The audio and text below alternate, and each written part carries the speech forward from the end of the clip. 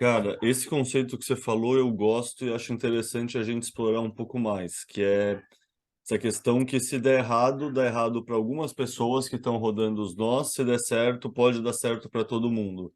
Isso é transformador. Então o que eu te pergunto é assim, quais são as boas práticas? Porque assim, se der errado, dá errado só para uns nós, mas talvez esses nós em específicos pode dar muito errado. Vamos chamar, sei lá, um Ross Ulbricht de um caso de um nó que deu errado num Uhum. sistema Deep Web descentralizado. Então a pergunta no fundo é para o cara que está rodando ou que pensa em rodar isso em específico, quais seriam as boas práticas que você recomendaria para ele se proteger de qualquer porque assim, eu compartilho dessa visão de assimetria positiva, que poucas pessoas podem se ferrar, eu não estou rodando, para mim então é uma assimetria que o que vier é lucro. Ao mesmo tempo, tem Exatamente. pessoas que estão rodando. Como a Tudo gente que você protege pode, elas? sim, tudo que você pode ver como node Bitcoin, como minerador ou como node Lightning, são mais transações, o que é ótimo para você. Você aumenta o seu FII como minerador e aumenta o seu FII como node runner. E o protocolo TAR, na verdade, não tem nada a ver em específico com a resposta que eu vou te dar, porque é uma realidade que já é interessante hoje. Se você é um bitcoinheiro que depositou a maior parte do seu patrimônio em bitcoins, roda um node Bitcoin e roda um node Lightning, isso vale para você, rodando você um protocolo Taro ou não, que são aquela regra de bolsa. Se você comprar bitcoins peer-to-peer sem usar o Pix, então uma coisa que é interessante é que o protocolo Taro tem o potencial de adicionar muita anonimidade, muita privacidade e diminuir muitos riscos a quem está comprando Bitcoin, porque você vai passar a comprar com o Pix as suas stablecoins. E aí as suas stablecoins serão declaradas. Os Bitcoins pelos quais você vai trocá-la, não. Porque os swaps entre Bitcoin e BTC dentro da rede Bitcoin são muito mais privados e trustless, importante dizer, e não custodiais do que esses swaps feitos em corretoras tradicionais, por exemplo.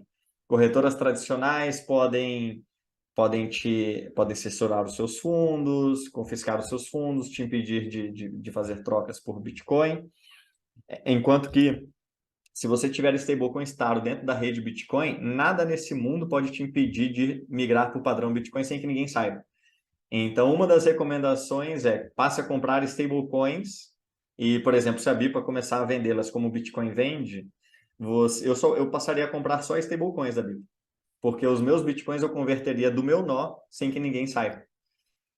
Então, compre Bitcoin peer-to-peer, não use Pix, seja um anônimo, né? Tenha um notebook que rode sobre o Tor, como o Umbrel já o faz por padrão. Ah, e caso precise acessar a ClearNet de alguma forma, use uma VPN. E isso você o faz com apertar de um botão na Umbrel também. Você instala um aplicativo e tem uma VPN para acessar a ClearNet que te faz parecer estar em qualquer lugar do mundo. Eu, por exemplo, para todos os efeitos, estou na Alemanha. Quem tentar rastrear o IP do meu Node, ou ele está no Tor, e nem quem está vendo a minha rede aqui consegue saber que eu rodo um Node Bitcoin e Lite, ou ele está na Alemanha, através de um IP, através de um serviço VPN desenvolvido para Node Runners Lightning, que eu paguei sem KYC em Bitcoins, usando a Lightning. Então, compre Bitcoins peer-to-peer, faça CoinJoin com esses Bitcoins. Dos outputs do CoinJoin, você vai abrir canais Lightning e não vai usar o troco da abertura de um canal para abrir outro. Começa a ficar bem técnica a discussão de como se manter privado, mas o Node Tor ele vem por cima disso tudo. E se você já faz o dever de casa de um Node Lightning, que é de ser um anônimo, comprar peer-to-peer, comprar então, esse ano ainda provavelmente com stablecoins Taro, né, para fazer depois o swap trustless e não custodial pelos seus bitcoins, faça CoinJoin com os bitcoins. Esses bitcoins que foram mixados, você deposita no seu nó essas UTXOs depositadas, você abre canais individualmente com UTXOs separadas para que nenhum canal possa ser ligado ao outro. E não divulgue, né? Não seja um professor, não queira não queira criar uma turma de alunos, não queira viver de educar outras pessoas sobre a Lightning, sobre o Bitcoin, porque eventualmente você não vai conseguir manter o anonimato. Mas uma coisa interessante, Oleta, que a gente falou que uma coisa vai puxando a outra no Bitcoin, né? Uma coisa que pouca gente se dá conta é o seguinte: a Taproot foi passada, né, em novembro de 2021. Sabe qual que é a adoção dela na rede hoje? Não tenho ideia. É Qual é a adoção? pequeníssima. Pequeníssima. A última vez que eu vi estava entre, sei lá, 2% e 5%, talvez tenha crescido para 10%, sei lá, num cenário otimista. Que seja 30%, já lá se vão 2 anos, né? Vamos para 2 anos da adoção da Taproot. No entanto, Cara, ela é veio. que não é assunto de hoje, mas os ordinals e as inscriptions estão aumentando. Tipo, esse é um gráfico que eu vi. Tipo, a adoção do Taproot aumentou exponencialmente por conta dos ordinals e dos inscriptions. E poucas pessoas veem as consequências de segunda camada disso. Sabe qual que é o wallet Taproot mais completa do mercado hoje? Que se preocupou em ser uma wallet que faz tudo no que a Taproot permite, explorando o máximo dos seus benefícios, que são privacidade e custo baixo? Você vai falar A que é wallet. a ordem que lê a wallet que lê o protocolo Taro também? É o wallet da Lightning, é a LND. O Node Lightning, desenvolvido pela Lightning Labs, que nada mais é do que uma wallet Lightning, ela é a wallet Taproot mais completa do mercado. E na versão 16, que vai sair agora, tá para sair depois de amanhã, mas talvez atrase até o final do mês, ela vai abrir canais Lightning usando Taproot, fechar canais Lightning usando Taproot. Já é a carteira Taproot mais completa do mercado hoje.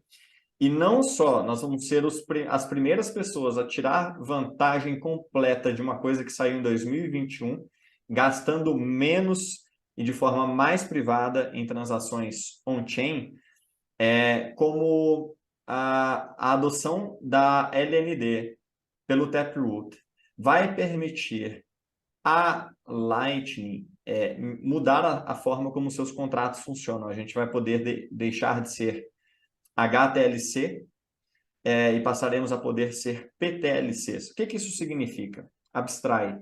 Isso vai permitir que estabeleçamos na Lightning, de forma nativa e muito mais eficiente, uma tecnologia que a gente chama de DLCs. Se você acha a Lightning disruptiva para pagamentos peer-to-peer, os DLCs fazem a mesma coisa, são uma construção bem parecida. É um canal também entre duas pessoas. A única diferença é que tem um terceiro. Quem fez o paper da Lightning fez também o paper das DLCs. Só que as DLCs foram pensadas como canal, só que para derivativos. Então, quem divide os fundos daquele canal não é tipo um pagamento Lightning que você roteia para um lado para o outro.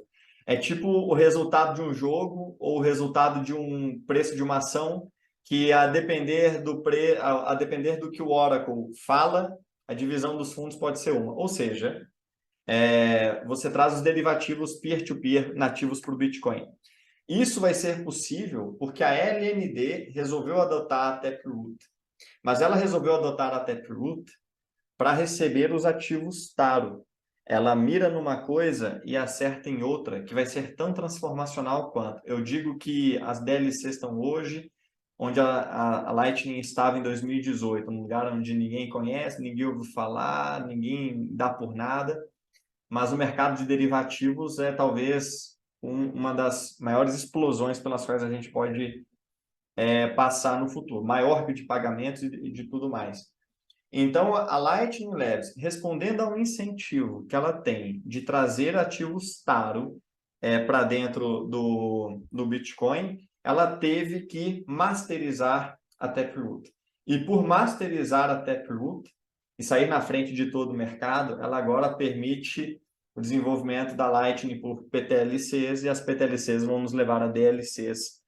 Então, as pessoas, elas ouvem falar do protocolo TAR e falam, meu Deus, isso vai permitir um monte de coisa ruim, mas, mais uma vez, a Lightning já foi provada que não funcionaria em 2018, pelos mais técnicos, pelos mais críticos, e os maiores críticos continuam a não ser os que mais ganham com a Lightning. Fazedores e rodadores de Node continuam a provar papers acadêmicos errados e críticos obsoletos, porque nada explica a renda que a gente ganha, que os nossos alunos têm ganho.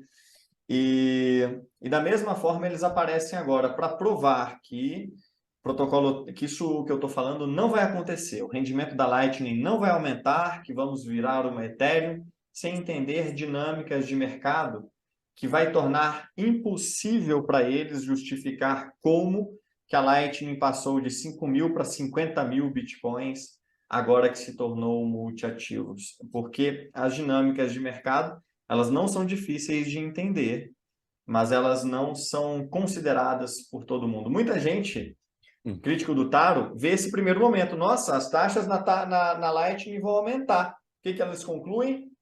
Vai parar de ser usado. O que vai acontecer? Vai trazer mais bitcoins para a Lightning naquele ciclo que a gente já conversou.